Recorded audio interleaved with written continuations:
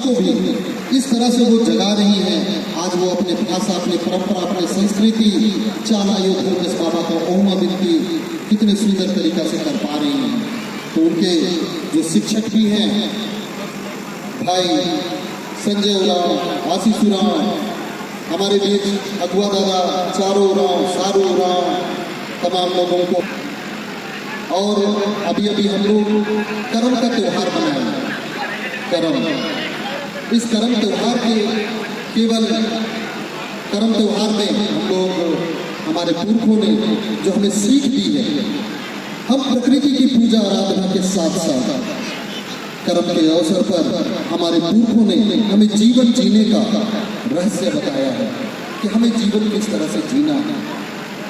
कर्म कहानी के माध्यम से हमारे पुरखों ने हमें बताया है कि इस दुनिया में हम लोग पैदा लिए हैं तो कर्म करना बहुत जरूरी है, काम करना बहुत जरूरी है, काम का कोई दूसरा विकल्प नहीं है। लेकिन बिना धर्म किए अगर हम कर्म करते हैं तो उस कर्म से हम पैसा तो कमा सकते हैं, हम धन दौलत तो कमा सकते हैं, ऐसो आराम की चीजें तो खरीद सकते हैं, लेकिन बिना धर्म किए अगर हम कर्म करते हैं तो उस धन से हमारे अंदर अहंकार आ सकता है, उस धन से हमारे अंदर घमंड आ सकता है, हमारे अंदर बहुत सारे पाप आ सकते हैं। इसलिए हमारे पुरखों ने कर्म कहानी के माध्यम से बताया कि हमें कर्म करना जरूरी है, धन दौलत कमाना भी जरूरी है, लेकिन धर्म का रास्ता नहीं छोड़ना है। अगर हम धर्म के साथ कर्म करते हैं तो जो पैसा कौड़ी हम लोग कमाते हैं उससे हम अपने घर परिवार में अच्छे संस्कार को लाते हैं, हम घर परिवार को बढ़िया से चला पाते हैं, हमारे बाल बच्चों में अच्छे संस्कार आते हैं। तो इसलिए कर्म के साथ साथ धर्म करना भी उतना ही जरूरी है। तो अभी बहुत सारे गांवों में कर्म बन चुका, बहुत जगह भी कर्म का त्यौहार मनाया जा रहा है। तो आप लोगों से हमारे पूर्व की जो व्यवस्था है, उन लोगों ने जो सीख हमें देने की कोशिश की है, उन तमाम चीज़ों को हम भी समझें और अपने बाल बच्चों तक इसे पहुँचाने का काम करें। हमारे पुरखा निश्चित रूप से बहुत ही विद्वान थे, हमारे पुरखा इतने ज्ञानी थे, इतने बुद्धिमान थे और इतने पवित्र थे कि वो कभी ना अपने गांव घर समाज के लिए गलत करते थे, ना किसी दूसरे समाज के लिए भी गलत सोचते थे, कभी नहीं।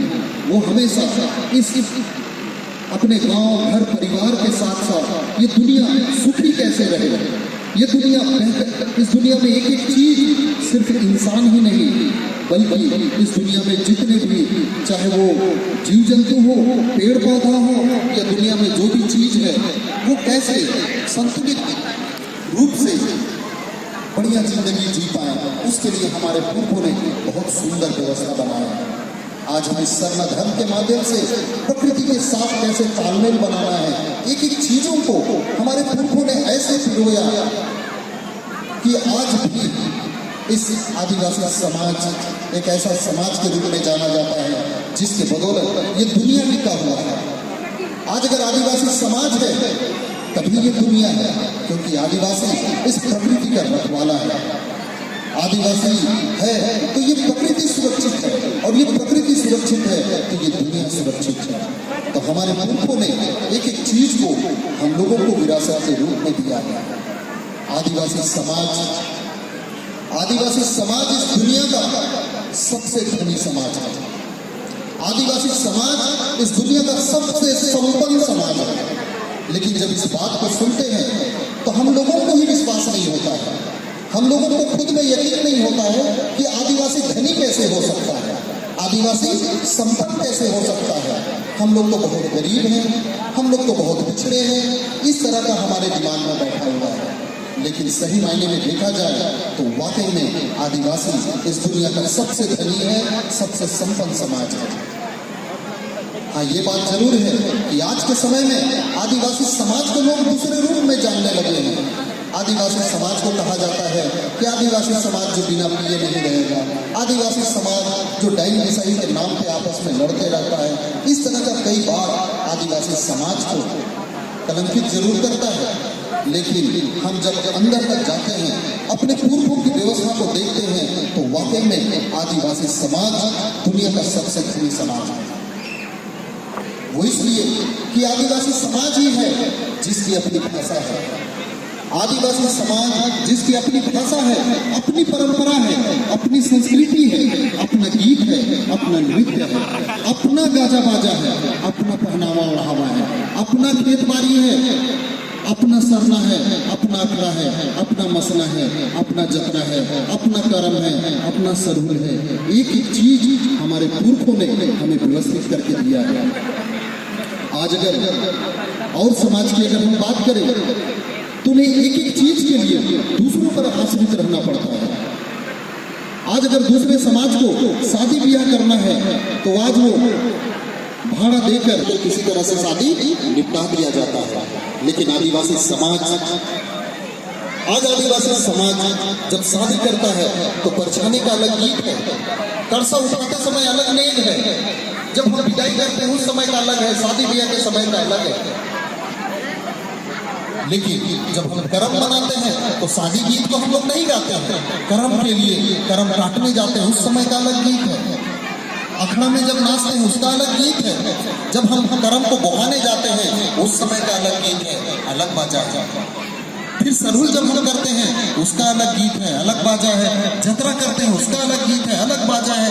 तो एक एक मामले में आदिवासी समाज धनी है।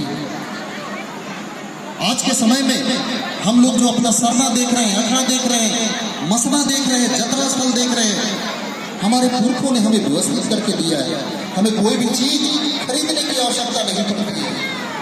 आज हमारा अपना सरना है, अखड़ा है, मसना है, जतरा है। आज दूसरे समाज को अपना पूजा स्थल बनाना हो तो पैसा देकर जमीन खरीदना पड़ता है या किसी जमीन को एक्वायर करना पड़ता है। लेकिन हमारे पुरखों ने सरना, अखड़ा, मसना, जतरा स्थल को हम लोगों को व्यवस्थित करके दिया है। आज कोई अगर रोड किनारे किसी का 3 डिसमिल जमीन है, 10 डिसमिल जमीन, लेकिन हम लोग सुनते हैं तो हम लोग को यकीन नहीं होता है। लेकिन जब हम लोग इतिहास को देखते हैं तो आज झारखंड सरकार आज अगर वो इतना बड़ा HEC है तो HEC के लिए जमीन कौन दिया? आज जो टाटा बिरला है उसके लिए जमीन कौन दिया? आज यहाँ एयरपोर्ट है उसके लिए जमीन कौन दिया? आदिवासी समाज ने ही दिया। आज यहाँ इतना बड़ा मेडिकल है, रिम्स है, आज रिम्पास है, कांके में जो पागल खाना है जो पूरे एशिया में फेमस है, जमीन किसने दिया? आदिवासियों ने दिया। तो आदिवासी इतना धनी है जो दूसरे को दे भी सकता है और देकर सरकार तक को चलाता है। तो आज हम लोगों को अपने आप को जानने की जरूरत है, समझने की जरूरत है। आज भी आदिवासी समाज के पास इतना चीज है, इतना कुछ व्यवस्था है कि उसको जब हम लोग समझ जाएंगे तो वाकई में हम लोग एक एक गांव में हम लोग इतने धनी हैं, इतने संपन्न हैं। हमारा जो व्यवस्था है, पाढ़ा व्यवस्था, पहनई व्यवस्था, आज एक एक गांव में एकड़ एकड़ पहनई जमीन है, महतोई जमीन है, परिभोरा जमीन है। अगर हम लोग उसको तरीका से अगर हम लोग चलने लगे, एक एक चीज को व्यवस्थित करने लगे तो हमारा एक एक गांव में स्कूल, कॉलेज, हॉस्पिटल हर कुछ हो सकता है। तो हमें सबसे पहले खुद को जानना होगा कि हम इस दुनिया में सबसे धनी हैं, सबसे संपन्न हैं। आज जब हम ऐसे अपने आप को देखते हैं तो लगता है पता नहीं काहे हम इस दुनिया में पैदा ले लिए हैं। लेकिन सही मायने में आप इस दुनिया में पैदा लिए हैं तो उसका बहुत बड़ा मतलब है। क्योंकि आज ये प्रकृति टिका है, ये दुनिया टिका है, तो हम आदिवासियों से बदौलत में टिका है। आज के समय में हम लोग दुनिया में कई धर्मों को देखते हैं, कई समाज को देखते हैं, लेकिन आदिवासी समाज हमारे पुरखों ने हमें जो सही राह बताया, सही चीज को दिखाया, आज भी हम लोग उससे भटके नहीं हैं, हम लोग उसको पकड़ कर चलते हैं। हमारे पुरखों ने इस प्रकृति को आधार माना। आज भी हम लोग किसी व्यक्ति को भगवान नहीं मानते। आदिवासी समाज, सरना समाज किसी व्यक्ति को भगवान नहीं मानता है। किसी व्यक्ति द्वारा बनाए गए किसी मूर्ति को, किसी आकृति को भगवान नहीं मानता है। किसी इंसान द्वारा बनाए गए किसी इमारत को पूजा से नहीं मानता है। किसी इंसान द्वारा लिखे गए किसी पुस्तक को, जब लिपि का विस्तार हुआ, जब लोग पढ़ना लिखना सीखे, कई तरह की पुस्तकें लिखी गई, इंसानों द्वारा लिखे गए पुस्तक को हमारे पुरखों ने ग्रंथ के रूप में नहीं माना। हमारे पुरखों ने साक्षात इस प्रकृति को ही सर्वे सर्वा माना, क्योंकि हम लोग जानते हैं कि बाकी चीजों के बिना हम जी सकते हैं, लेकिन बिना प्रकृति के हम जीने की कल्पना नहीं कर सकते। तो हमारे पुरखों ने इस प्रकृति को ही सब कुछ माना। हमारे पुरखों ने इस धरती को मां कहा, क्योंकि ये धरती मां हम सबों को जन्म देती है। सिर्फ हम आदिवासियों को ही नहीं, सिर्फ सरना धर्मावलंबियों को ही नहीं, आज हिंदू हो, मुस्लिम हो, सिख हो, ईसाई हो, बौद्ध हो, जैन हो, पेड़ हो, हाथी हो, घोड़ा हो, जीव जंतु हो, एक एक चीज को ये धरती मां ही जन्म देती है। तो हमारे पुरखों ने इस धरती को मां कहा, इस धरती को चालाइयों कहा, इस धरती को सरना मां कहा, इस धरती को संथाली में जहेराइयों कहा, मुंडारी में ओटेंगा कहा। साथ ही हमारे पुरखों ने सूरज को धर्मेश कहा, सूरज को सिंगोंगा कहा, सूरज को महानगुरु कहा, क्योंकि हमारे पुरखों ने जाना कि ये धरती माँ जो हमें जन्म देती है, ये भी हमें तब तक जन्म नहीं दे सकती है जब तक सूरज का रोशनी इस धरती में नहीं पड़ता है। सूरज का रोशनी इस धरती में पड़ता है, एक एक चीज पनपता है। सूरज का रोशनी इस धरती में पड़ता है, हम लोगों को ताकत मिलती है, ऊर्जा मिलती है, एनर्जी मिलती है। सूरज का रोशनी इस धरती में पड़ता है, पानी गर्म होता है, वाष्प बन के ऊपर जाता है, संग्रहित होकर पूरे दुनिया में बारिश करता है, और उस बारिश के पानी से एक एक चीज सींचता है, एक एक चीज पनपता है। तो हमारे पुरखों ने इस धरती को मां कहा, सूरज को बाबा कहा।